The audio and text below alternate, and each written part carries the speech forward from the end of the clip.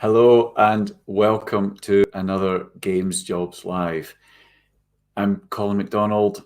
If you haven't joined me on one of these before, I've been in the games industry in Scotland and across the UK for about 3 decades now, quite a while. I was producer on the early Grand Theft Auto games. I've been games commissioner at Channel 4, so you can blame me if I didn't put your favourite character in the Hollyoaks game or the Made in Chelsea game or something. I've also studio managed various companies, including games like Crackdown and a whole bunch of other things that you probably haven't heard of. However, these events are a way of trying to get more people into their dream job in the games industry. So it doesn't matter whether you're already in the industry and you're looking for a change, you're looking to come to the UK, you're looking to come into games from a different sector, or you've studied games and you're looking for your first job. Today, we've got a whole bunch of brilliant companies, and they've got a host of opportunities that we're going to let them tell you more about and hopefully get a bunch of people into jobs. The theme for today is that all of these companies are around the Midlands in the middle of England. Area is often referred to as Silicon Spa. It's got a legacy of creating classic games such as Dizzy, Tomb Raider, GoldenEye, and these days it's home to over 40 games companies, such as the ones we've got featured today that you can chat to in the Discord. And they cover a range of different platforms, whether it's AAA, mobile, indie games. The Midlands has it all. So we've put a much fuller background to the Midlands games industry, as well as a bunch more information about what there is to do there and the current companies there in an article we've got up on the website. So if you go online onto our website, if you go to www.gamesjobs.live/the Midlands, /Midlands, you'll find that article and you'll get information about the area and about the companies. The companies we've got today are a brilliant selection covering a range of things. I'll tell you a little bit about them just as we introduce them. We've got 5 fantastic companies. In order to give everyone a bit of time in front of you and to leave some time to chat to them in the Discord afterwards, they've only got about 5 minutes each to present themselves. So they'll be literally just scratching the surface and telling you some of the highlights and a wee overview about them. But I'll then keep each of the companies on and we'll do a little bit of Q&A with each one. So if you want me to ask a question to the companies, go onto the Discord and go into the live stream questions channel, and I'll be monitoring that, and I'll pick some of the questions to put to the companies. I don't want to be asking them anything too sensitive. I can't ask them about their next games. I don't want to ask them anything too specific to you. If you've got a question about your specific circumstance, then they're on the Discord. Go and ask them yourselves. What I want to do is ask them questions that a whole bunch of you will find the answer interesting. So give me ideas for questions, because otherwise you're going to have to put up with my questions, and trust me, it's better if they're your questions than mine. So on the Discord, put your questions for me to ask the companies in the live stream questions channel. To speak to the companies yourselves as well, though, you need to be in the Discord too. So the link is scrolling along the bottom of the screen if you're not already on there from the emails that have gone out ahead of the event. In a browser, you want to punch in discord.gamesjobs.live. That's discord.gamesjobs.live. It will scroll along the bottom of the screen throughout this entire event. Punch that into a browser and it will redirect you to the Discord server. When you're in there, you'll see a general chat channel. You'll see that live stream questions channel that I mentioned. You'll also see a dedicated channel for each of the 5 companies that we've got in today. As of right now, they all have people in there that are ready to chat to you and answer your questions. So jump on and ask anything about the opportunities that these great companies have. The staff there should be highlighted in a green company role to help them stand out. And also, if there's any nonsense, they're able to delete and ban folk. So if there are any problems, either give one of the moderators, myself, or one of the company people highlighted in green a shout. And regardless who they are, whether they're a company person or not, don't give out any personal information on the Discord. The point of this event, the way it works, is that we get these companies into the live stream for them to tell you a bit about them. You can then follow up in the Discord to ask more specific questions. And if you're interested after that, you then apply direct to them. You don't give out any personal details in the Discord. At 5:30, everyone that's registered will get an email from the Eventbrite with the direct recruitment links to all of the companies that are presenting today. So after today, if you like what you see, you basically just follow those links and apply straight to the companies.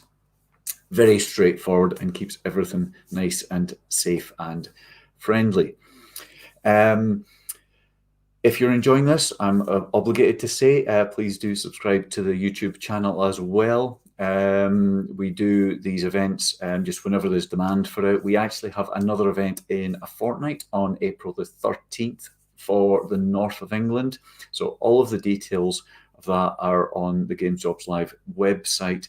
So if you go to www.gamesjobs.live, you'll find details of that next event as well as any other future events that we arrange. And you'll also find an interactive map where you can explore all of the jobs going across the whole of the UK right now. We update this every single month. Go onto that and you can zoom in and out of the different areas. I think it's actually not been updated this month, but I'll do that right after this. But you'll get a sense of where all the jobs are, who's hiring, what sort of positions there are. You'll also find articles about the other regions around the UK. You'll find a monthly jobs report that we produce that breaks down what type of opportunities are available where. So get onto the website and check out some of those details. Just before we get started, I'd just like to say thanks to everyone that's helped promote today, to Yuki, I've seen it on the various Discords and Facebook groups. Thank you very much to everyone that's shared today and helped get the word out. People on LinkedIn that I've gone begging to, thank you very much. And of course, thank you to the companies that we've got talking today. Without them, it wouldn't be much of an event. You're not going to sit there and listen to me for half an hour. So thank you to Codemasters, to Third Kind, to Free Radical, to Flix Interactive, and to BULKHEAD. All great companies, some of whom I know really well, some not so well. So I'm really looking forward to hearing from all of them. So I think we should just crack on. We kick off with one of the oldest and best known British game studios there is. I grew up buying and playing their games in the early 80s. And back then they were covering a huge array of different game types. These days, they're primarily known for their racing titles like Dart, Formula One, and just released, I think a month ago, Grid Legends. So from Codemasters, please welcome Carol Morris. Hi. Carol. Hi. Hello. Colin. Good Thank you for joining us. Oh, thanks for having us. Pleasure. Absolute pleasure. No, I'm looking forward to hearing what you've got to say. So I'll just leave it with you, Carol. Thank you very much. There we go. Can you see the presentation on screen? Is that up? There we go. Spot on. Good afternoon, all. My name is Carl, and I'm on the recruitment team for EA, covering the Codemasters Studios. I'm here today to give you an insight into who we are, for those who don't know, and a fast lap tour around our studios, finally pitting to take a look at what vacancies we have available today. Firstly, let's start with the recruitment team within Codemasters. So, first up, I'd like to introduce the wonderful and dedicated recruitment team that obviously I'm a part of, that we have here at Codemasters EA. We're the team who'll be managing your application from start to finish. We're all based in Cheshire, but work with all of the Codemasters studios, including SMS. What a lovely bunch of looking team we have here. Moving on. As many of you know, Codemasters have acquired, or were acquired, and have been a part of the EA family for just over a year now. And what a year it has been. Our goal and mission is very simple. We strive to be the world's greatest games company, and within that, we strive to become the world's #1 racing studio. So, who are Codemasters, and why did EA want us so badly? For those that know their gaming history, Colin just mentioned, then you know Cody's has a rich history, and you may recognize some of the early games that Cody's produced. Micro Machines and LMA Manager are a staple of my childhood, but not forgetting the amazing Colin McRae series. More recent games from Cody's on here now, and I do love the Grid and the Dirt games, but the Formula One series is a particular favourite of mine. Now, I'm certainly not a racing expert when it comes to playing the games, though. I often find myself being told to box due to damage or spinning off into the barriers. But nonetheless, the games are so much fun, and for me, that's what it is all about. As you can see, the games are award winners in multiple categories, including BAFTA wins, and also many other nominations. A bit more about the studios themselves and how Codemasters have evolved over the years. Cody's has been going for over 30 years now, older than me. As we've seen, across that time period, they have created some of the best games and more recently, racing games in the world. We have 3 studios within the UK. Salvam, our headquarters, complete with on-site gym and pub. What a combination. This is the home to the Rally franchise, who have recently acquired the license to the World Rally Championship Series. We have our fantastic Cheshire office. These are the guys behind the recently released Grid Legends, and before that, the Dirt series. And last, but most certainly not least, we have our Birmingham city centre office, home to none other than the award-winning Formula One franchise. A wonderful shout out to our SMS studio also, who are the pioneers of remote working, but do actually use all of the offices above. And to note, we also do have a studio in Malaysia, which mainly services our art functions. So, as mentioned, we have recently released Grid Legends. It has done so well on the market, and it's a game we're very proud of. And I just now want to share a brief video of the game with you all. Man, machine, beauty, beast, brains, brawn. Like riding lightning, 1,000-horse stampede lashed by the devil himself, defying physics, defying gravity, defying death, picturing every twist, every turn, corner, chicane, every inch of unforgiving tarmac made real in the theatre of the mind. The racing driver lives for one thing: to win. I love to win, but I also love to dance. You bring your body, come here, make me pattern, you know. A bit of vibes and done. And if you tell me, say you tell me, I got pattern, you know. A bit of vibes and done. I can show ya. You ain't gotta worry about no one. Give me a little time, make I show ya. A little bit of drive and motion. Aye, aye, aye. Come and miss emotion. I can feel you want it, I got time, girl, I'm open. Aye, aye. I look for love and devotion. Pretty sure he stole some of my dance moves in that video. If you've not played this yet, though, then make sure you do. It is such a fantastic and fun game. Moving on. So how do you work for a company like Cody's? Now, across the business, we do have a number of vacancies at the moment, but we can only fit a few on screen. We're just going to talk through a few here, but please do check out the full listings within Codemasters, and the links will be shared at the end of this presentation. So please keep your eyes peeled.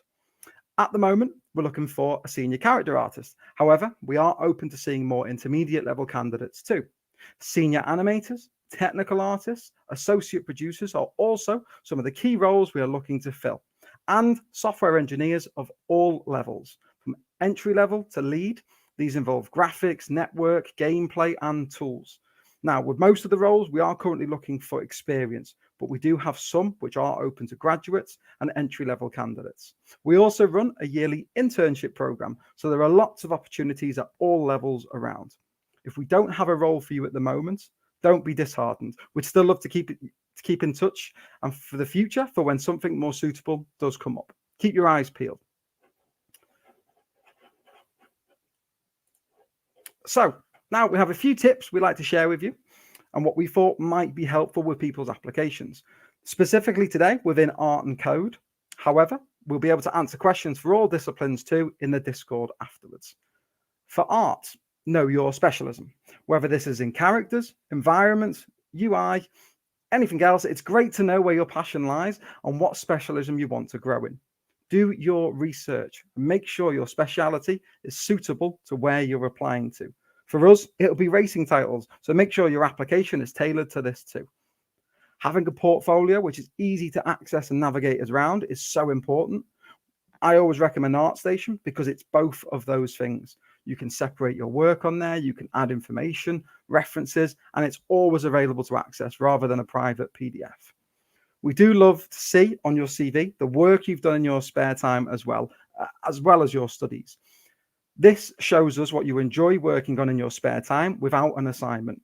With this, though, it's important to bear in mind that we don't expect to see loads of work if this is your first role in the industry, and it is quality over quantity. Last tip on this is get to know the software if possible. Engines such as Unreal and Unity, 3ds Max, Substance Painter, Photoshop, for example, are just a few that we use that we keep an eye out for. So again, get to know the software as best as you can. Moving to code. Now, it's similar to art. It's important to share what you do on your CV. If you work on personal projects that require C++ or C#, the main coding language that we look for, then we want to see it. Create your portfolio, show off your work, grow your online presence. GitHub, a great platform to use for this, but put it on your CV. It's also worth bearing in mind that during the application process, there is usually a technical test that involves a code interview. It's usually online, lasts around about an hour. Make sure you're prepared. Brush up on your coding skills and prepare in good time.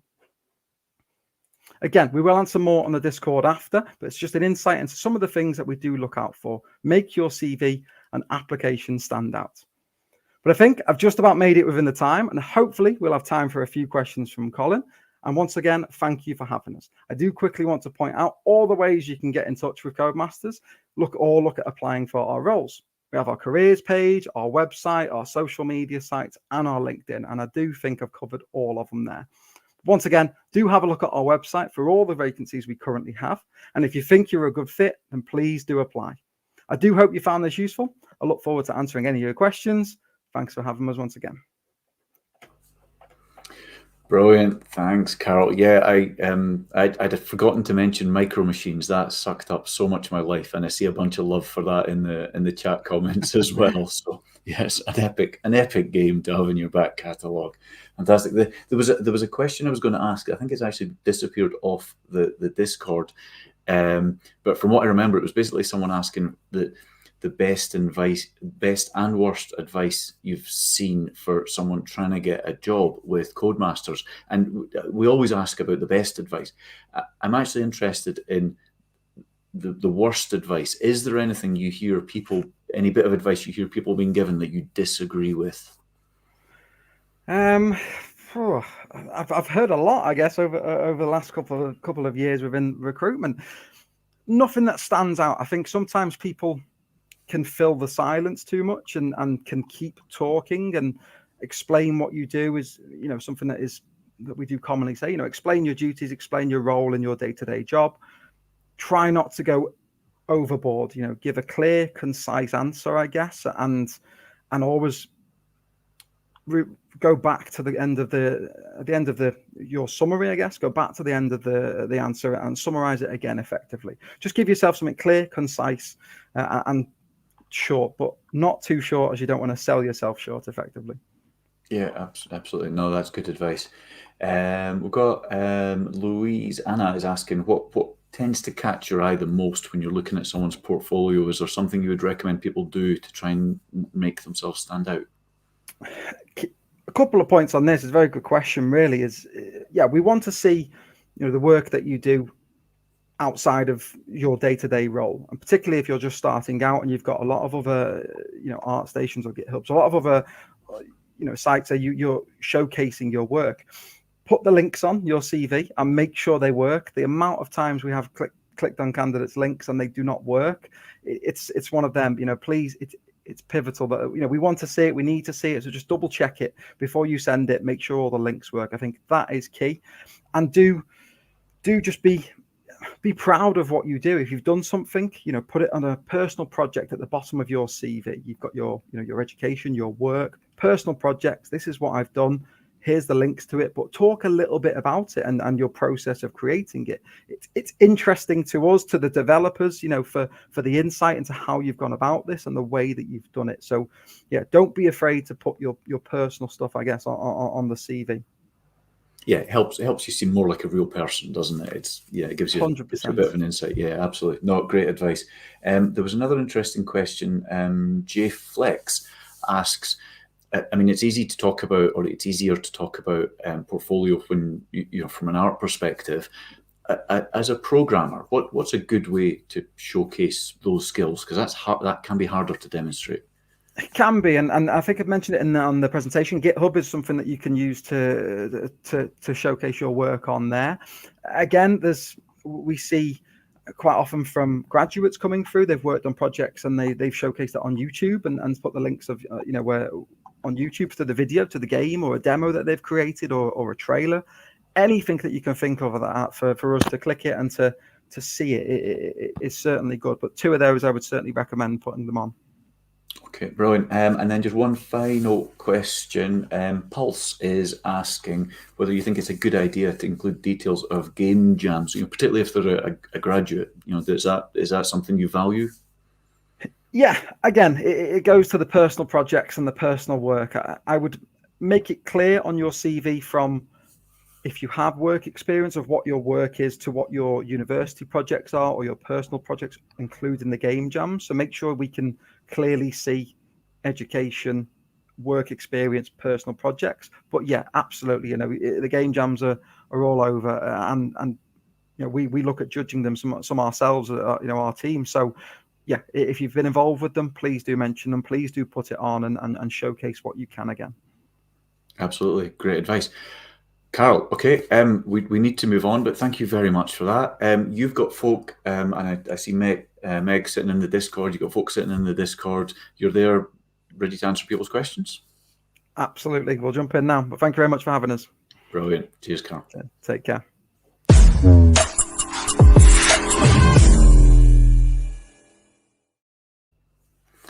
Brilliant. Some fantastic advice there. So if you're not already on, do jump on to the Discord. The link is scrolling along the bottom of the screen. It's discord.gamesjobs.live. If you punch that into a browser, it will redirect you there. Go on there.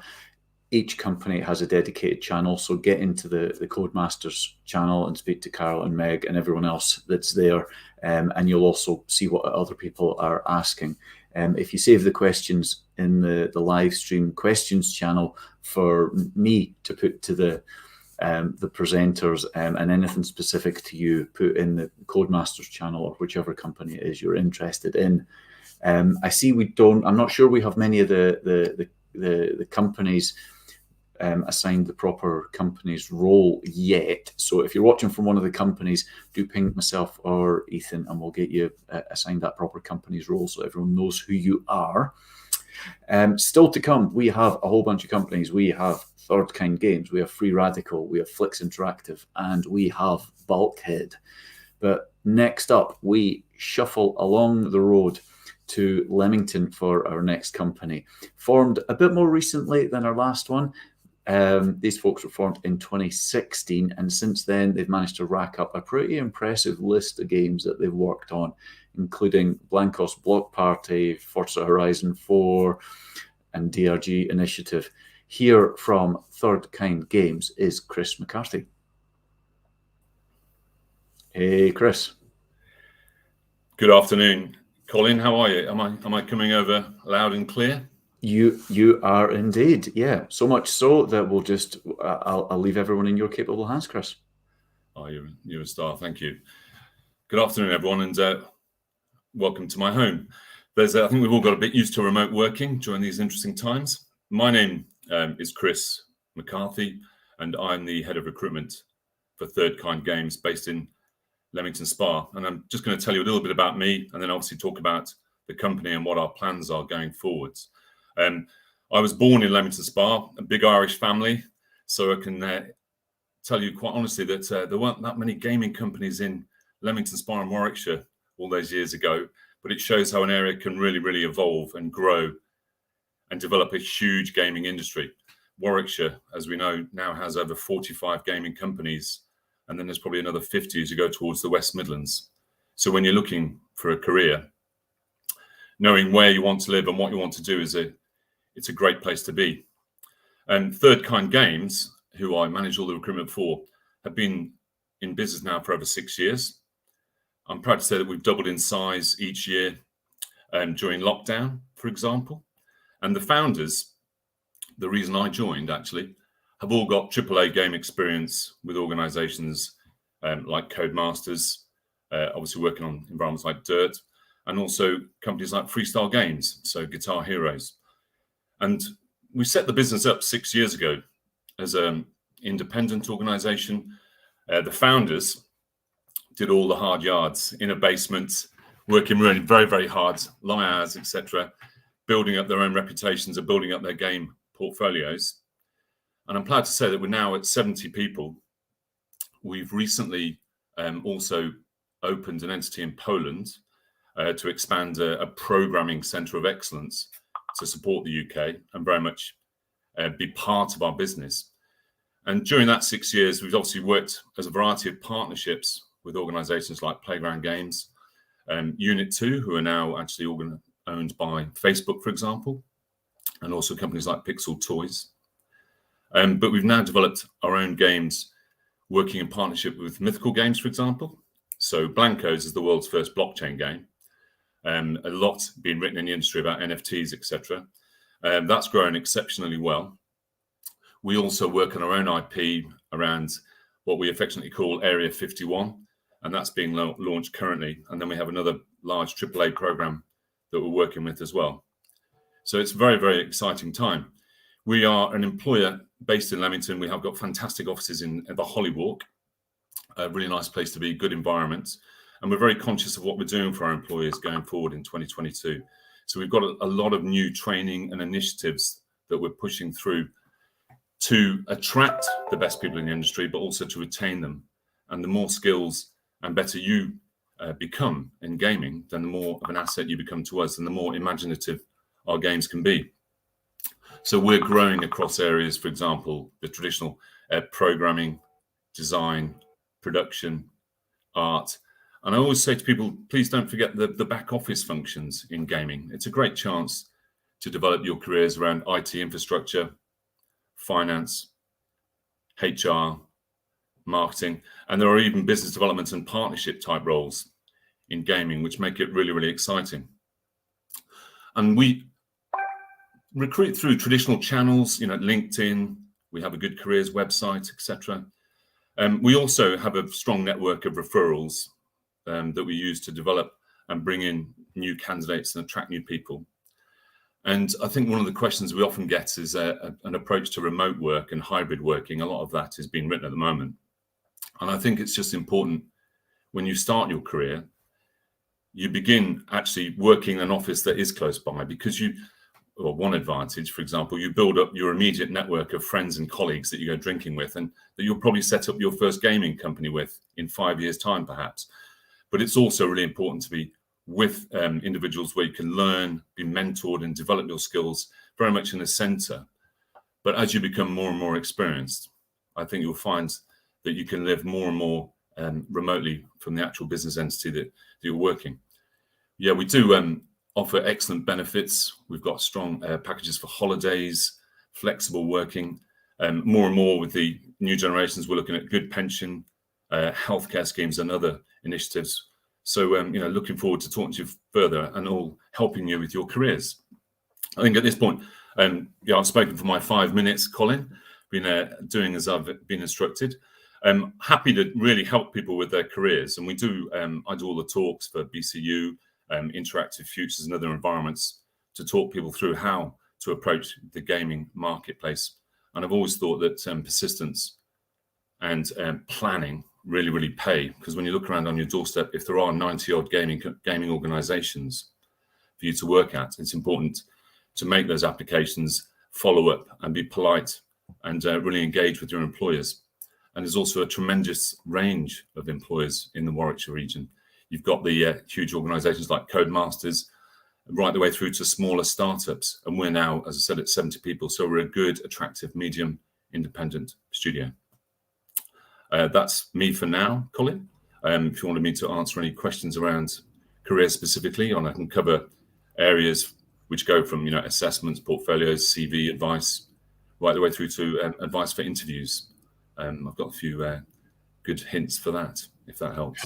Perfect. Well, we'll get a couple in right now, but I'm sure people will take advantage of that on the Discord as well, hopefully. Yes.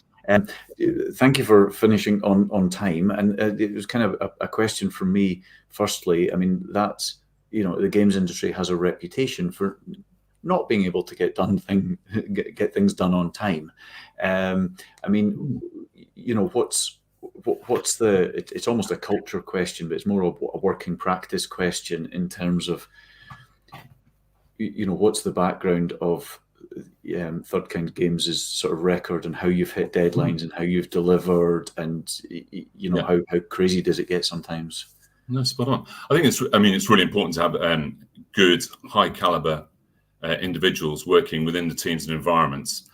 So we have a very, very agile approach and also a very flat business. So all of the founders of Third Kind Games can still program, work in art, design, produce, and they're not precious about, there's no ivory towers. We work very well collectively and as a team.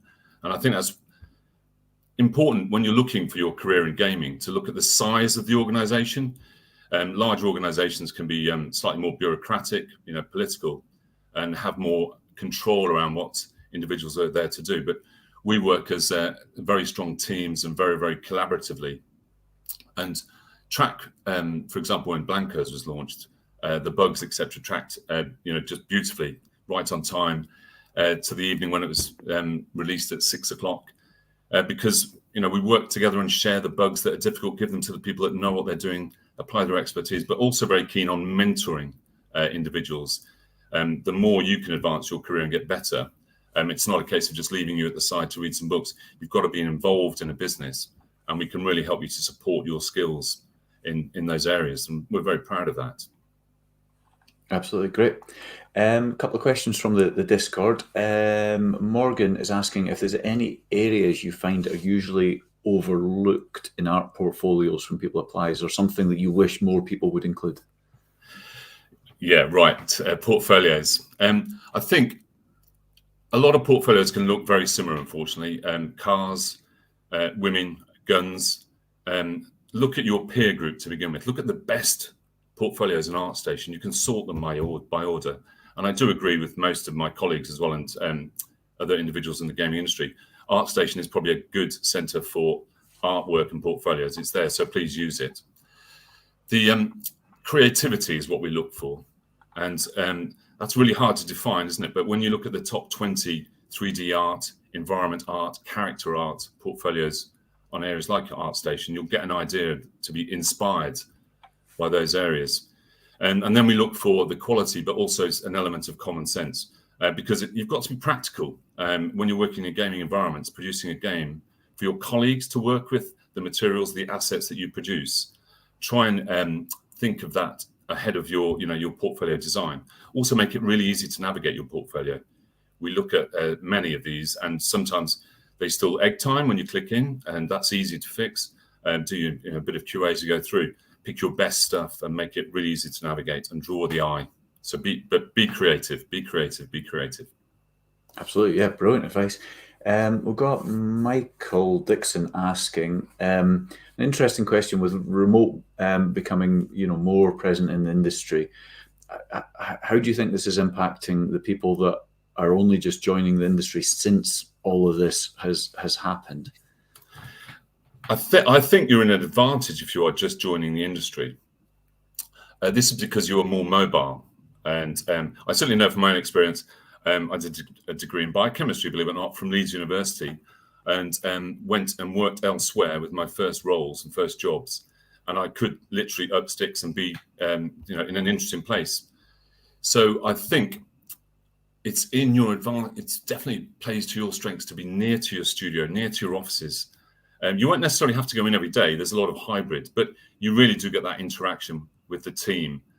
And and I think enjoy your social life. That's quite important, and especially coming out of COVID as well. I think some people are naturally can be a little bit hesitant and reserved.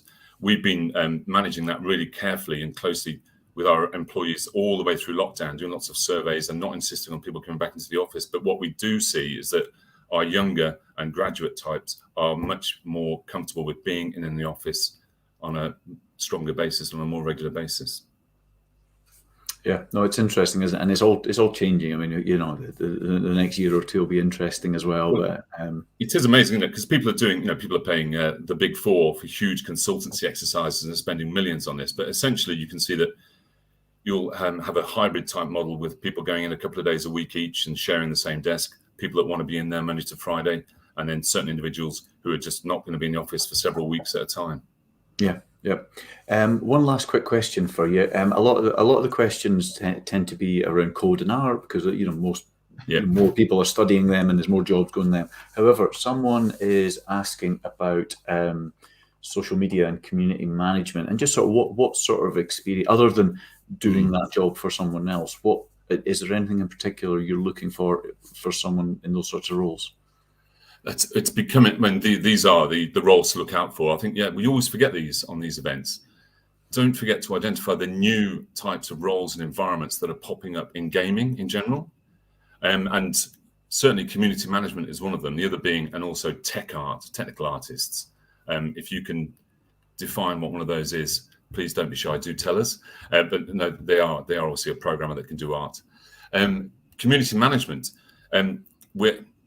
what am I thinking on this? It's essentially, I think it's one of those areas where you can transfer from other environments, but I think you build your connections in PR and marketing and comms to then help build that community. And then hopefully there'll be more and more jobs in that environment for community managers.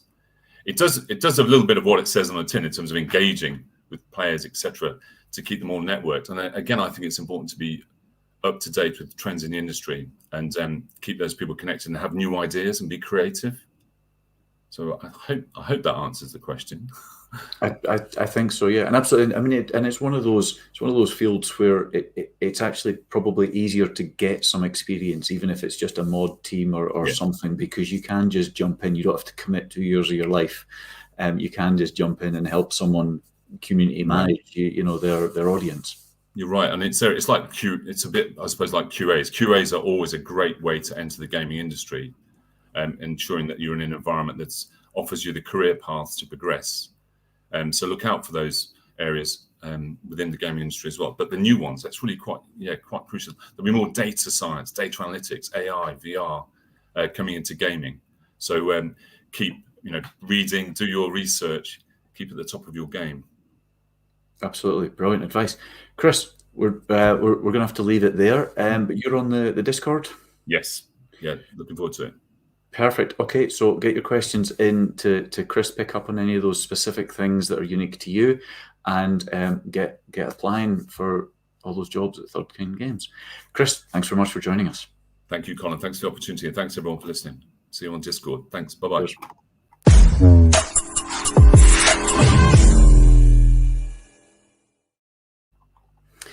Fantastic. So do get on that Discord if you're not on already. It's discord.gamesjobs.live. That's where I'm looking for questions to put to the speakers, and that's where the companies are if you want to ask them something directly. I've seen a couple of questions come in on LinkedIn and the YouTube channel. Those aren't being monitored. You want to get on the Discord if you want your questions answered by the companies.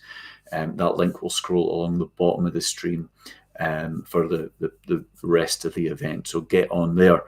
Still to come, we have got Free Radical, Flix Interactive, and Bulkhead. But first up, we have a very special company. If you're a shooter fan, particularly one that harks back to PS2, if I remember rightly, you'll have a very soft spot for our next company.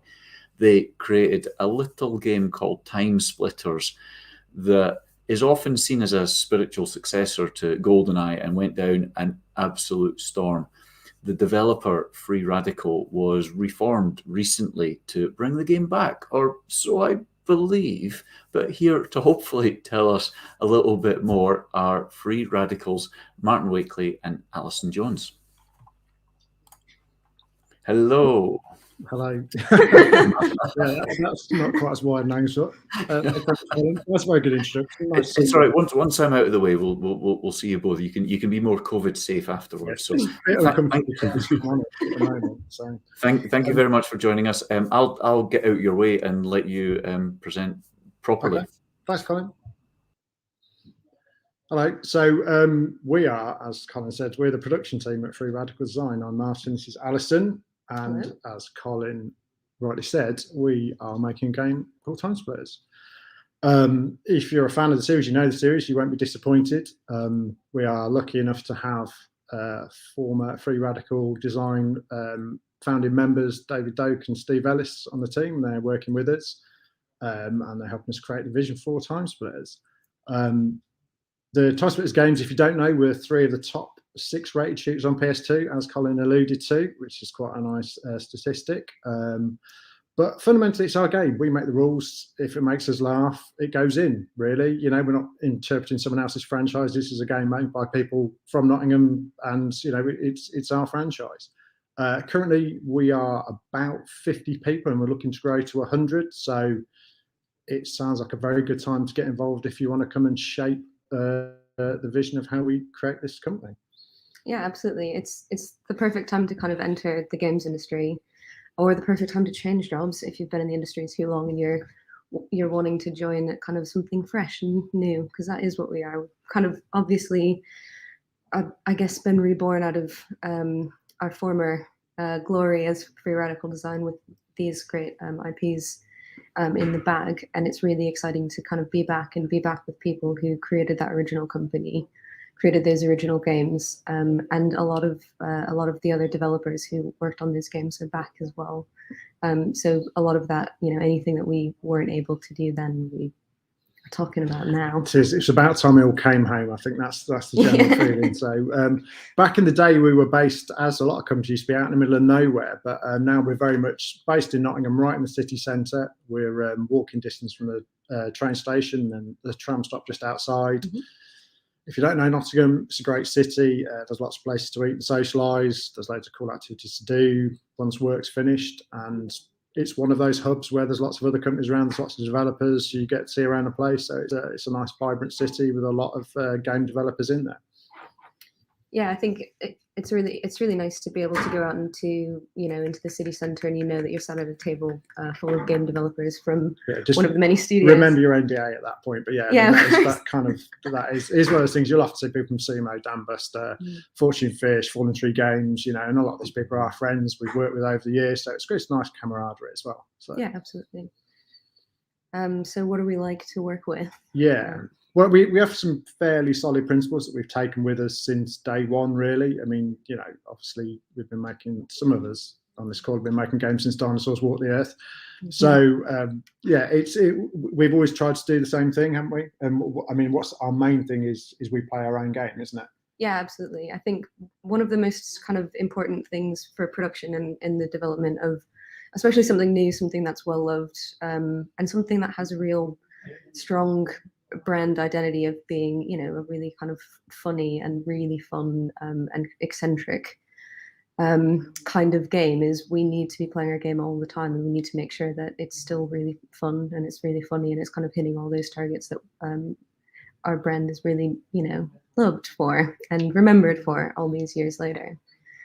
So the whole team gets together several times a week just to play the game, and it's not even necessarily, you know, let's do a build review and then critique each other. It is genuinely just to play and make sure it's, you know, it's enjoyable and we're having a good time. We invite our publishers around to that as well. Occasionally they come, but I think they don't like to get beaten. It's quite competitive. There are buffs for some of the more senior members of the teams trying to help them along a little bit, but it's quite competitive. It's quite cutthroat.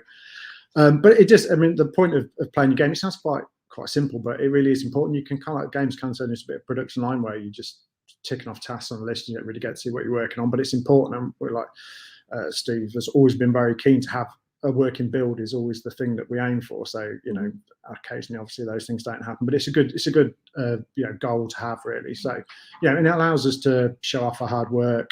You can, you know, feedback and ideas and suggestions, that's quite a key part, isn't it? We follow up after the playtest and discuss the game as well. So yeah, I think that's that's quite important to us as well, to the kind of the vision, not necessarily of the game, but of our company culture is, if you have found our website and you've gotten through all of the beautiful artwork that is there. Is this the point where we apologise for our placeholder website? Yes, we are Okay. sorry for our placeholder website. We are busy making the game at the minute. Those things will come along. But one of the things that's really important to us as a company is to kind of constantly be asking ourselves and each other, if we have a suggestion or an idea, why would that be good? So you'll see that probably on our LinkedIn, and you'll see that on our website and our other kind of social media, because these are questions that we're constantly asking each other in playtests, or if someone has a really cool idea or something really funny that they think would be great to add to the game. If you can kind of explain why that would be good, that's one of those things that we take into development, and we hopefully that thing will be able to be added into the game at some point. So we do really like suggestions from everyone on the team. It doesn't have to just come from designer, from the top down or anything like that. It can come from anywhere. Yeah, it's that thing where basically it's easy to lose sight of what you're doing, and what you're doing is supposed to be fun, and that's what you want to do. You want to make a game that you're proud of, and you can say you can say what your involvement is. So I mean, it's just important to keep those touch points going, so that we can always look at our game and then feel confident that what we're doing is the right thing. So yeah, the other thing, which is probably, you can tell we're not recruiters, we're production, so it's probably not as slick as the other presentations. But we work in the office, and that kind of, from our perspective, production perspective, is quite a big deal, because we're talking about hybrid working, remote working, that kind of thing, and that's great. If that works for you, it works for you. But we've got a lot of graduates, and what we can do is basically offer an environment where you can be mentored, and you can touch points. And we find it works really well to have those really key little interactions where you wander around the office and see what's over someone's desk. I mean, it's something we were clear we wanted to do from the start. It's not for some people, but it works for us, and it works for a lot of our younger and more inexperienced people, because obviously we do have a lot of people who have been there right from day one. And it's really useful to be able to get those ideas, and it helps for us as well. Some of the older ones, we just get that flow of ideas and stuff as well. So yeah, it was something that we were keen to do, and we know it works for a certain type of people who actually do benefit from that kind of mentorship and guidance that I think we can offer. Yeah, absolutely. I don't think, I mean, if you asked anyone a couple of weeks before we moved in, I don't think everyone was, ready and rearing to go to be back into an office together. But since we have slowly kind of moved back into the office, being able to kind of socialize, and for many of us meet each other in reality for the first time, you can see a real kind of sense of camaraderie blooming in this company, which is, again, very important, because we're new and we want to, this is a chance for us to kind of build a new company culture pretty much from first principles. So that's another, I think, if you're the kind of game developer who's looking for a company where, you can come in, get on the ground floor and really kind of make some change in a company, make the change you want to see in the industry, this is definitely a place where this is the time in our company where we're kind of like setting those values now. Yeah, I mean, one of the other things as well, in terms of just in terms of somewhere where you look for your career progression, we have a reliable publisher, and that seems like quite a flippant thing to say, but everyone who's ever worked with not a reliable publisher or a hand-to-mouth indie scene knows exactly what that means. It brings security. It means you can plan ahead. It means we're not going to be disappearing anytime soon. You've got that predictability and comfort that there's a publisher there who believes in the product, backs the product, and wants to make it the best game possible. So that's for us, it's allowed us to concentrate on the actual game, which is the main thing, rather than kind of like the periphery things around it. So that's been very useful and very refreshing for us, coming from various backgrounds, getting back to this point as we're now Free Radical Design. So yeah, I think just to add to that, because I don't know if we mentioned this earlier, but when we said we're 50 growing to 100, a lot of us are also big TimeSplitters fans, and that includes our publisher as well. Mm-hmm. I think there's a lot of people who are outside of the company really excited to see what will happen next, and so are we. So I think we all have this really kind of big passion for the game that we're working on and the IP, and those ideas that are coming from true fans, which is quite an exciting environment to be working in. Yeah, and I think it's got that. I mentioned it before. It's got that legitimacy because we're not some people who just inherited some franchise who have an opinion about how it should be made. I mean, it is our game and Dave and Steve's game, so it's going to be exactly how they imagined the sequel to start, or the evolution of TimeSplitters to be. So yeah, I mean, we have total confidence in what we're doing because it's our IP. So yeah. So Martin, who are we looking for? That's a very good question. I'm surprised you asked that. No, it's written down there. Well, the very, very short answer is everyone, really. We're a growing studio and we're looking to fill nearly all roles. As mentioned previously, we have an extremely placeholder website that's literally this URL, as our season review have already commented on Discord, and you'd be absolutely right to point that out. But, the thing is you've got to prioritise what's the most important thing. It's like about making the game, isn't it, really? So at some stage, we'll have a fully functioning website. But at the moment, it's got a link on there to the jobs. Pretty much we're looking for pretty much everything, specifically development at the moment, not necessarily community or anything like that at this stage, because what we're doing is we're just getting down and actually writing the game. So any dev roles, any kind of seniority experience level at all, if you're interested, get in touch. And what we look for is passion and people who like what they're doing. And if you like TimeSplitters, it's a bonus. It's not an essential, is it? We get all sorts of people, but it always helps. I mean, everyone's got a TimeSplitters origin story of some way or another, and we haven't got enough time to go through it all now, but we could bore you with our TimeSplitters origin story. But we always like someone who's interested in the game, and it helps if you're interested in that game because you're going to enjoy working on it. You're going to enjoy playtests. You're going to enjoy running around and getting the better of the people sitting next to you. That's kind of what it is. If it's I mean, I think, as you said, but I think that comment's been deleted. If it doesn't sound like for you, then don't bother, because then you're going to hate it, aren't you? So, so, in a very real sense, you kind of can guess probably what it's going to be like. So, if it sounds like this sort of thing, then get in touch. Yeah, come be part of it. Yeah. So that's about us, really, Colin. If you want, you've got any questions you want to ask us, Mr. Perfect. Thank you very much. Yes, or you got to squeeze up again. Cool.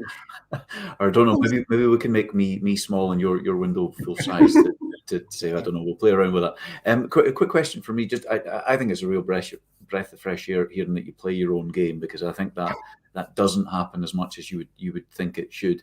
The danger with it, however, is that you make the game hard as nails because you get used to the game and you're balancing it for yourself. Terrible at it, so it's fine. So as long as you've got people, we have a whole range in the studio, and I think that's exactly it. You're absolutely right. Is basically you can't go into that rabbit hole where you try and recreate a game, and Colin, we worked with you on a game that was suitable for all ages. We have the ability to step back and just kind of evaluate that. But you're absolutely right. I think previously in my previous roles at Rare, I think I've been very guilty of that, doing games that were so absolutely unbelievably difficult because we played them all day. But I think we've kind of got that thing, and I think working with Nintendo as we did at various stages along the line, that whole thing about making games inclusive, in terms of not I don't just mean as a general inclusive. I mean, can your games be played by people of all abilities? Has always been something that's just come second nature to us because of our backgrounds and stuff as well. So you're absolutely right in terms of it would be an easy trap to fall into to make it super, but then we have totally incompetent players like me just to make sure that everyone keeps it in the zone. So good to hear.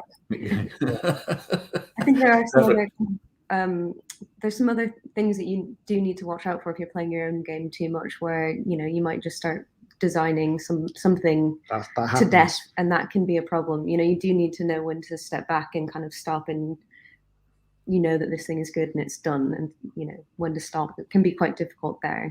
And I think if you're spending as much time as you can playing your game and making sure that it's fun, that's a much easier way to track that, rather than ticking boxes in some kind of project management tool or I don't know, designing it. It's not thing production should say, but that's the point. No, it's true. I mean, yeah. That makes sense. I mean, that it turns into one of the questions. Was it Raw Sauce was basically asking about the issues with making a game with history. I mean, it's an amazing legacy. And their question's actually about the pressure involved. I think what would be slightly more interesting is what how much do you have to worry about conflicting with what has come before in the TimeSplitters series? How much does that constrain you, or how much does that open up for you? Oh, do I get to answer? Yeah. Well, no. I mean, well, go on. I think it is. I think it's terrifying. If I'm being honest. That wasn't the answer I was going to give. No, Of course not. But in a really kind of refreshing and motivating kind of way. There's that track where it is a kind of a cult classic and people really love the game. So you kind of you want to make sure that you're doing the best by that brand as possible. But then there's also a really big element of humor in TimeSplitters, and bringing that into kind of today, and making that humor still available in the game today is also quite a challenge in kind of many different ways. So it's terrifying, but good terrifying. Well, the juxtapose to that is that the PS2 was a long time ago, and there was a lot of stuff we couldn't do. And I think David's vision for the game was kind of never fully realised because of the hardware limitations. And now we've been able to go back with fresh eyes and start right at the bottom, start with the lore of the game, start with working out what actually was TimeSplitters, reevaluate, and that's been the sort of like trigger point to start the game with. So in some ways we've been able to, it's kind of, it sounds like a real cliche, but be able to do it justice after all these years because we've got the technology now to do what we want to do. So. And there is that thing where it's still everyone has an opinion. When you own when it's it was Dave and Steve's idea, but people still think they kind of know what times. It's very interesting. Everyone has an opinion, but you kind of are slightly liberated when it's literally your idea. You can say, well, it's my call what it is. Whereas I think that was the point when I was saying doing someone else's franchise, which I've done games before where it's been Disney games or whatever, and you constantly second guessing the expectations of the stakeholders, and we don't have that because the stakeholders are all sitting at the table with us. So yeah, and like I said, we're all not all of us, but there's a big group of the development team that are really big fans. So I think we're quite happy to argue in a way to make sure that we're doing the best thing possible for bringing that game into today, and also making sure it's fun, but maintaining, the things that everyone loved about it in the past.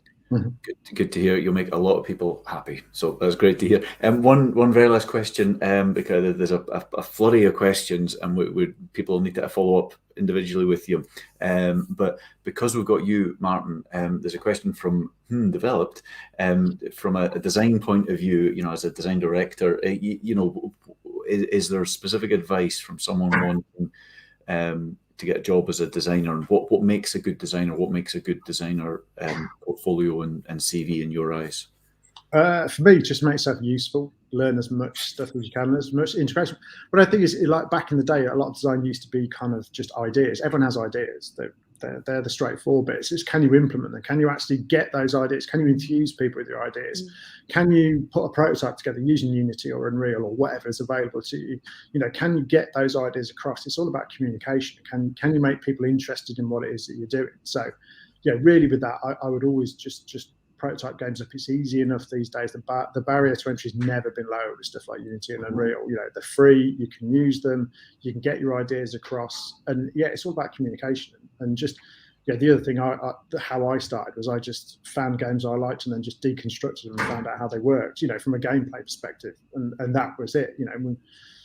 It's just there's no hard and fast rules, and everyone looks for different things in the designer. But if you're communicative and you can actually actively create stuff, I think they're two of the most important things you can do. Great, perfect.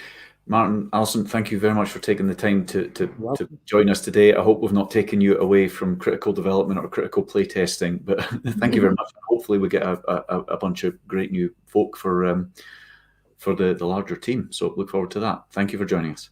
Thanks, Colin. Cheers.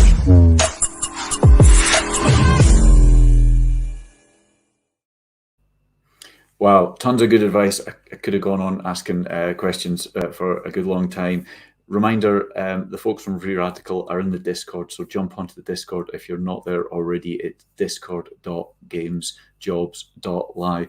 Get on there and ask away, and if you ask nicely, they might even tell you about the Snowman game that Martin and Steve there did for me when I was at Channel 4 a number of years ago, and made Christmas #1. So they're, it's not just TimeSplitters they've got to #1. They've got chart-topping success in other areas as well. So Moving on, we are now going to shoot a little bit further south of Birmingham. We're going to move to Bromsgrove next, to another relatively new developer who have also worked on an impressive selection of titles, including games like Sea of Thieves, Worms Rumble, and Beyond a Steel Sky. So here from Flix Interactive, kindly making the time to join us, even though I think he's supposed to be on holiday this week. Please welcome Jason Cross. Jason. Hey, Colin. Thank you very much, and thank you, Ethan, as well as behind the scenes, and everyone at Game Job Live for having us on. And yes, I am on holiday up in Scotland visiting my brother, so I'm sorry if I'm attacked by a big dog, but he's being patient at the side at the moment. Oh, well, I'll look out. I'm in Edinburgh, so I'll look out the window for you. There you go. Perfect. Perfect. Thanks for joining us. I'll hand over to you. No problem. So as a bit about kind of Flix Interactive to start with, as stated, we are based in Bromsgrove, even though right now we're in this kind of hybrid work from home, work from office kind of, area, which we'll go into in a minute. Everyone's talked about it before. Obviously, we don't want to go too much into it. So we are a company that goes and supports a lot of other companies. That's what our main kind of primary goal has been for the last 8 years. Working on loads of different games, but most recently Zombie Army 4, Sea of Thieves, Hell Let Loose, our own title, Eden Star as well. And there's a lot of other bits and pieces in there if you check out our website, which is on the slide. That's basically why I had the slide up. So if we can keep that up for another couple of seconds and then bring it down, that's fine. But from actually what our company is, at the moment, obviously, everyone had to adapt for COVID, like we said. And one of the main things was learning how to work from home. And when we figured out that our computers still work at home as well as in the office, it kind of helped us move forward. And one of the main things is we realized communication is really important. We were a small company. The founders started this as, I think it was 4, maybe 5 people just in a house and, saying we just want to make great games. But the main thing is we want to have ownership of those games. We want to make sure that the team's always going to be cared for no matter what. And that's the type of mentality that they've grown the whole business with. And that's what we've gone forward with. And as of recently, we are kind of growing. We are rapidly expanding. We are working with a bunch of great developers, such as Rare, Team 17, loads of different people. That's been really, really fun to work with. But it's also been helping us start to develop our own IPs, which hopefully you'll see more in the near future. But one of the main things is kind of going back to that team culture. Now, work from home, we know it's really hard to maintain that. It's really hard to keep that kind of day-to-day, meeting people at the water cooler if you're any Americans here. But, we've got to make sure we still have those conversations. So it's how we do that.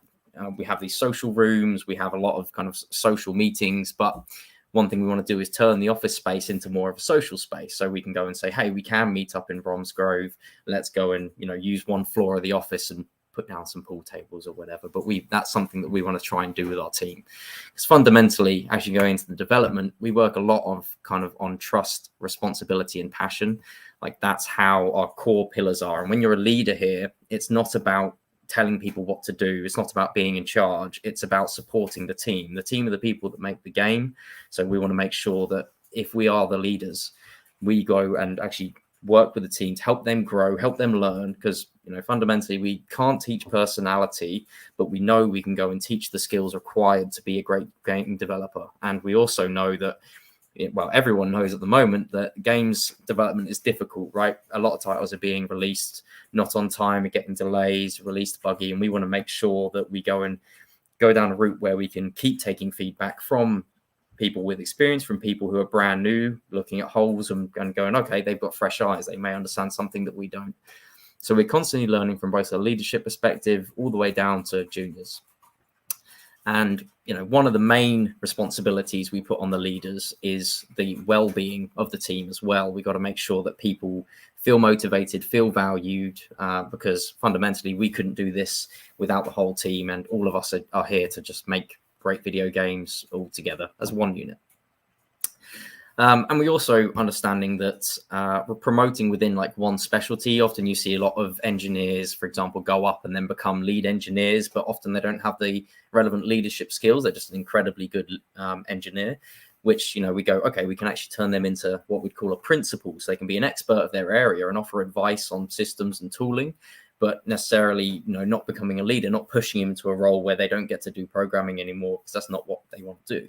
So we often go looking for what leaders would be. And, even recently we hired, lecturers who are great at supporting the team and often end up being good leaders. And that's a lot of what we want to do. And we understand that, everyone has lives, everyone wants to make video games. And one of the other benefits of work from home is things like, if you're a parent, often you have to pick up your kids at 3:30, and that doesn't really line up with a 9 to 5. So we go and make sure that we can actually get people to go and do that. And maybe it's they want to split their hours or however it looks. But fundamentally, we want to be able to make our company approachable by anyone and be able to have people just be happy, healthy, have great personal lives, have great professional lives. And as I said, we are a growing company. We definitely had a small culture, and we are still really forcing that to stay the same. We want to be able to keep everyone to know everyone, and that's really, really difficult when I think we're up to about 80 people now, and we sit there trying to go, how do we still have those everyone knows everyone conversations? And it's all sorts of setting up tournaments with little prizes, maybe fun little awards, all the way down to just we meet up at the pub and, occasionally get everyone just a few rounds of drinks. And even if we do have people all over the UK, we say, oh, well, we'll do one in Manchester today or one in a different place. It's not why I'm up in Scotland, but, and I appreciate, and we'll come to the end of the 5 minutes soon. But yeah, one of the main things we also do is we just want everyone to get in the games industry. It'd be fantastic when people can work for us. We absolutely love that. And I should say work with us. It's definitely with us. But one of the main things we always want to do is if we feel like there's, someone who's really passionate about the industry, but we just don't have that role available, we often go and pass them on to other companies or even give them a call back, help give them feedback and advice on what they can do better in their next interview. Because, the games industry is small. We want to make sure that everyone gets a great opportunity and everyone has that opportunity to learn, because then, you might even come back to us in a few years and have more learnings, or even just be grateful for the opportunities, and we can go and help and move that forward. And yeah, that's pretty much all I'm going to say, other than I just realized, and I don't think anyone stopped me, but I'm head of production at Flix Interactive, which is really bad. I should have started with that. But yeah, we have our recruiter and HR manager in the Discord, as well as a few other developers that we've pulled in if anyone has any questions in there. Awesome. Thank you, Jason. A couple of questions. Morgan Pry is asking quite a good question. Is there any particularly sort of soft skills that you're noticing that new hires are lacking, as they're coming out of schools and universities? Anything you wish that either their university could have taught them or they could do themselves that you wish more people would do more of? Yeah, I mean, some of the things universities are really trying to do right now, but is one of the biggest soft skills I found is the hardest to learn, is getting people to work as a team. Often it's, you're in university, you're given a project and it said, right, hand this in 12 weeks, and you go and squirrel yourself away. And there are group projects as well, but they often tend to be everyone doing their separate bit and it comes together. And one of our biggest problems if they come in is going, someone's just not communicating enough.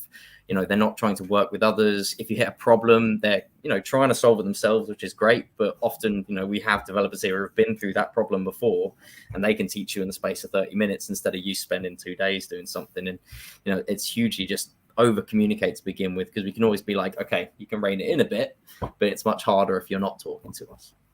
Yeah, absolutely. And related to that, I think Dark Calypso was asking, coming from a different industry, is there something is there something they can do, like give themselves a little boot camp or accelerator or something that they should do, even though they've got experience of other industries? Is there something in games that just gives them a nice little entry to how you would hope people work when they join the industry? Yeah, it's. I think it's been mentioned a few times before, but one of the biggest and strangest things we see is a lot of people trying to get into games either don't play a lot of games or don't know about any recent ones and any learnings from that, especially about what goes on with specific companies, both good and bad, especially in recent times. But what I say is go play a huge amount of the games, especially if you're interviewing for that company. Just spend 1 or 2 hours on, there's Game Pass where there's loads of free games now. Just go and play a huge amount of them and learn what that is, because what we're looking for is people passionate about doing the games and passionate about actually building up a community around what those games are and learning about what's best in gaming, what works, what doesn't, what do you like doing, what don't you like doing, and bringing your own opinion in. What we've hired quite a few people from other industries that are similar to gaming, but even people from escape rooms and such like that. They just have a completely different approach to games design, which provides a massive benefit. Yeah. So I mean, in terms of, that's great advice about just playing games and having an opinion and being up to speed. I mean, is it important people have played your games before coming to interview with you? For an interview, I think if they're applying to any developer, a developer loves to see that they're interested in their actual company. I can understand that it's not always going to be someone, not everyone's always going to like a shooting game, or not everyone's going to someone like a racing game, but just showing that you're actually interested in working for them, because you're not, you are working on their games, but fundamentally you're working with people that are passionate about designing and developing these. So you need to understand what makes that game good and why they like it and what you're going to be doing, even if you're not a developer, even from a community standpoint, or even HR or anything else. It's that whole culture of the team. Yeah, absolutely. And then a question that's not come up, but in terms of someone coming in and joining in one role, but not being entirely sure if that's what they want to keep doing for for many years, what's your advice on whether people need to think really hard about specializing in that thing immediately versus over the course of projects? Do you see people moving around a department, sometimes crossing disciplines? Is that something you see much of, or you would recommend people think or not think about? It's 100% you should think about it. Like, it's your future at the end of the day, and it's something we want everyone to go into a discipline they want to do. We're happy to help you get there, but one of the kind of biggest failures we see is we're not looking for someone to fill a seat. We're looking for someone who's going to fit in with the team, and I bet every developer here is. They want someone who's going to be really excited to work with them. So when you look at applying, don't apply for being a designer, being an engineer, being an artist, all at once. Don't scattershot, because there is a chance that you'll get one of them, but it won't be what you're interested in, and you might let yourself down. And often companies see that as a person that will potentially leave in a few months. I'd say stick with something. And most people always say QA, but QA is a great way to enter. I started as QA simply because I loved making video games. I didn't know what discipline I wanted, but I knew I wanted to do some form of leadership within games. QA was a great way to learn, because you learn every single step of the process. But we also learned that it's not just a place where you go and test video games and that's it. There's a huge amount more to it, which I won't go into here. But the point is, you can learn the whole process there. Learn if you like design, learn if you like art, all those different bits. But I would say when you're applying, stick for one discipline, try it for that 1 year, and then you can always raise it with your company, even if it's after 6 months or even just after a probation review, and go, look, this isn't exactly what I was expecting. I'm more interested in this area. Because being honest, everyone's just going to be more than happy to try and help you if you're a great fit for the company. Absolutely. Great advice. Okay, Jason, we're going to let you get back to your holiday. I don't know if you're anywhere near me. It's snowing like crazy, so I hope you're somewhere that's a bit better weather, but hope you enjoy the rest of your holiday. Yeah, it was fantastic. We just managed to avoid the snow and just got in. So good. Thanks very much for taking the time out to join us today. Oh, thank you very much for having us.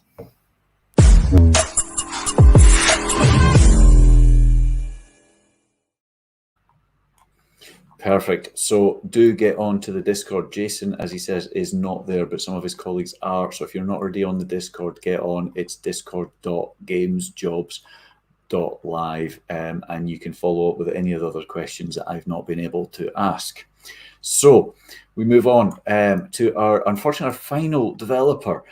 I was first made aware of them back in 2016 when they released the brilliant and quite taxing first-person puzzle game, the Turing Test. Although that game did brilliantly, it's interesting to see how much further they've raised their ambitions and the internal bar since. So joining us from Derby is Alex from BULKHEAD. Oh, Alex, you're on. I am muted. Hello. Perfect. How are you doing? Thank you for having me. And I know this was last minute, so I really appreciate you making the time and giving me a slot. No, this is it's brilliant to have you. Yeah, I know a lot of people are desperate to hear more about Bulkhead, so I'll Awesome. hand over to you. Yeah, awesome. Right. So, hello from Derby. I'm Alex. I'm head of outreach as well as part of the art team on BULKHEAD. Outreach is my side hustle, I guess. So I'm just going to give you a brief history of BULKHEAD because obviously we're not as big as Codemasters yet, but we were founded 8 years ago. Basically, it was six of us. We didn't really know what to do after university, but we knew we wanted to make games. So we decided to throw caution to the wind and effectively just try and set up a studio and make a game with the six of us. And it was a very horrible experience because none of us were getting paid. We were massively overworked, but we did learn a lot from it. So 8 months after setting up the studio, effectively, we released a game called Numa Breath of Life, which was a first-person puzzler. I think it was the first Xbox One UE4 game. I think that's our claim to fame from there. Then moving on, we decided to up the up the budget and up the scope because it actually went well, and we created Turing test, as Colin said. I think we had around 15 people when we were making that game.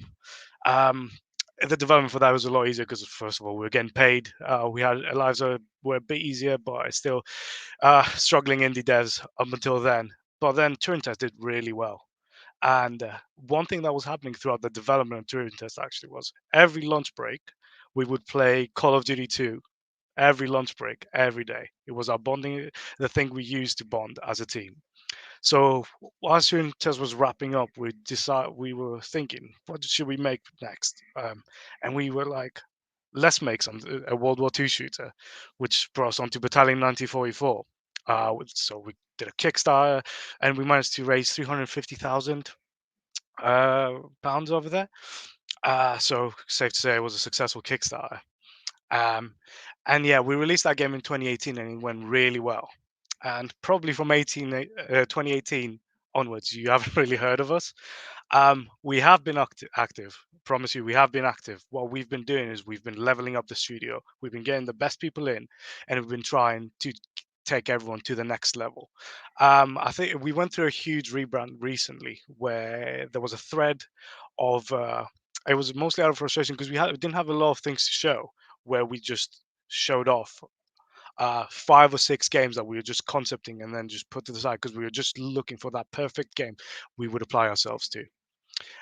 We also released a first-person prototype that we created for the next version of competitive shooter that we wanted, called PromMod, which is free right now. You should definitely check it out. He has the free promo as well. But yeah, after sorry, I'm not a recruiter. So yeah, we released a PromMod demo, and then we decided to commit ourselves to a game called Wardogs, as well as another project. Sadly, I can't tell you much about these two projects, but what I can tell you as a founder and as a developer, that it's very frustrating to sit here in front of you and not show you what we have, because I know how good these things are, and I know how much passion and love has been put into these games, and we definitely have not been inactive for the past 4 years. Trust me. Um, um, right now, our studio is around 100 people, but we are aiming to be around 240 by the end of 2023. I know it's a huge growth period for us, but I do believe that we can get the right people for it. Um, because we're from an indie, we started indie and then we started transitioning in AAA. We tend to do things a bit differently. We try to be deliberately different. We've made a lot of changes to the way we work recently to match a hybrid AAA and indie workflow, taking the best out of both worlds because both types of workflows can have their negatives.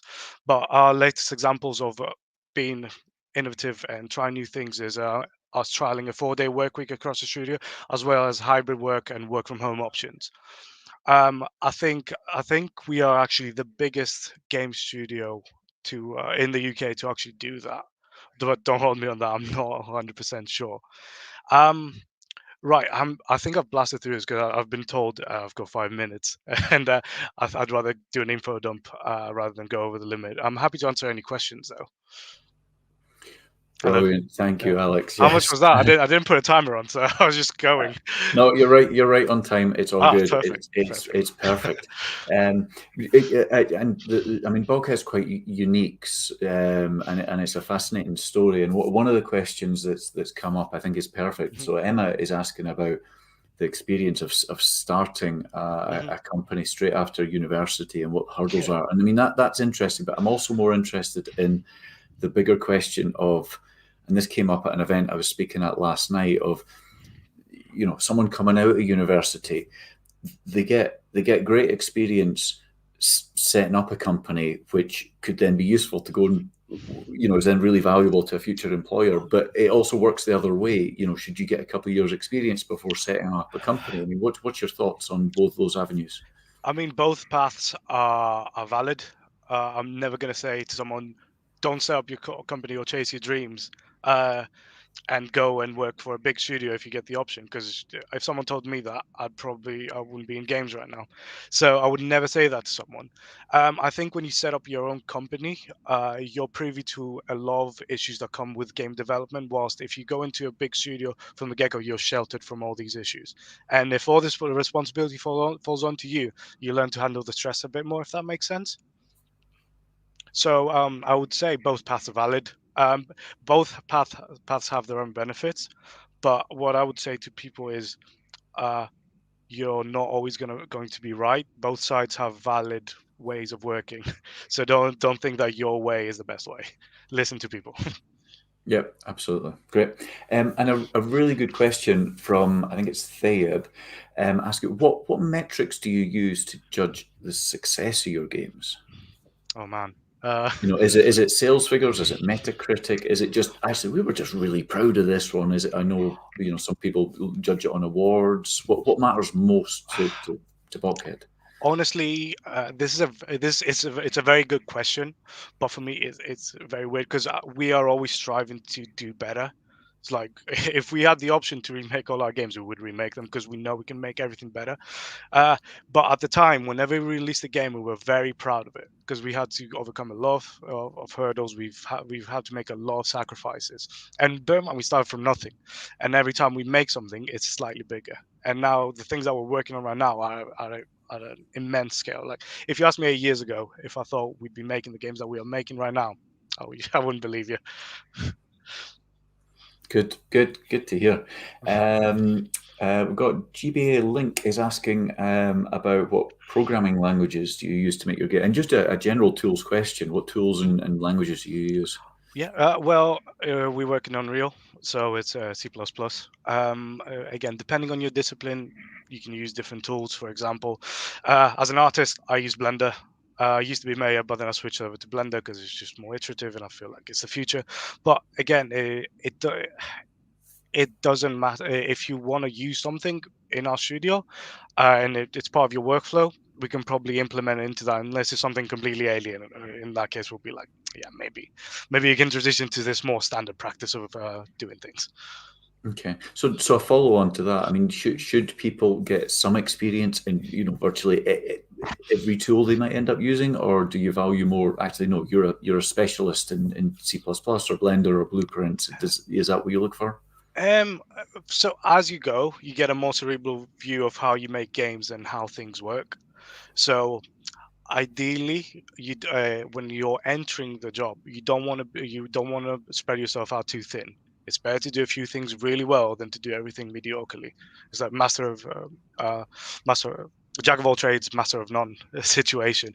But as you get better in the industry and as you get more experience, you kind of get forced into working outside what you're used to working at. So you will be introduced to new things anyway. So I'd say focus on the things that you're good at to begin with. Cool. No, great advice. And then just one final question from me. What's it like being back in an office? I'm jealous. The office looks great. It is very loud. It's very loud. Thankfully, people have started going home now, so you can't hear them screaming when they're playtesting. It's really fun because you can just walk around, you know, talk to people, see what other people are working on. It's a more personal experience. Don't get me wrong, working from home sometimes is really good. I am hybrid personally, but I do want to be in the office a lot of the times because I feel I'm more productive here. Yeah, I think personally my balance would be sort of a couple of days at home, a couple of days in the office. You know, there's pros and cons, isn't there? But Yeah. a mix would suit many of us, I think. Alex, that's been really insightful. Thank you so much for taking the time to join us. Thank you. You're on the Discord? Yeah, I've already started answering questions. Oh, and also, I'm not a recruiter. I'm a developer, so I really want to see your work. So just message me on the BULKHEAD part of the Discord, and I'll also post an image with our socials and all that stuff on there. If you want to follow us and look at our website, look at what we offer, and all that stuff, all that good stuff. Absolutely, yeah. So your very last chance, if you're not already on the Discord, jump on. It's discord.gamesjobs.live. The Discord will stay open for about another half an hour. After that, Alex and everyone else, they have to go home. Or at least go into the kitchen if they're working from home. So you have half an hour to ask whatever you want. After that, you want to be applying to BULKHEAD and all the other great companies we've had today. So, Alex, we'll let you get onto the Discord, but thank you once again for joining us. Thank you very much.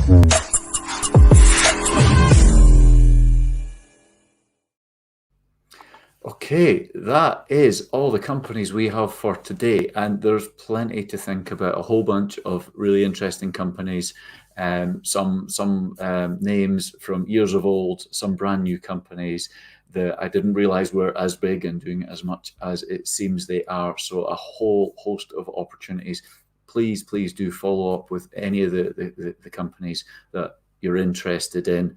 They've taken time out today because they're looking for brilliant new talent to join them, regardless of your level of experience. So get in touch and explore opportunities. And even if there isn't an opportunity right now with a particular company, you've made a connection. It's easier to pick it up in the future. You should all be receiving an email in the next few minutes if you've registered with all the recruitment links to the pages of all the companies that have presented today. So as we said before, don't give out any personal details on the Discord today. The Discord is really just to answer your high-level questions and help you make a decision which roles and which companies you want to apply to. You want to be applying direct to the companies. So just go direct to their website and apply from there. If you've enjoyed this, please do subscribe to the YouTube channel. As I said at the top, we've got another event in 2 weeks' time on April the 13th, where we go up to the north of England, and we've got another bunch of amazing companies with a whole bunch of new roles that they want to talk about as well. So please do join us then, as well as keep up to date with our website, which is www.gamesjobs.live, and we'll keep details of upcoming events listed there, as well as make sure to check out the regional articles and the jobs map and the other resources we've got up there. Thank you very much to the companies that have taken part today. So thanks to Codemasters, to Third Kind Games, to Free Radical, to Flix Interactive, and to BULKHEAD. It's been brilliant having them. And thanks for everyone coming along. Hopefully it's been useful. Hopefully I hear that a bunch of you end up with amazing new dream jobs out of it. Please do let me know if so. And otherwise, I will let you focus on the Discord chat with everyone. Thanks again for coming along, and hope to see you again at a future event.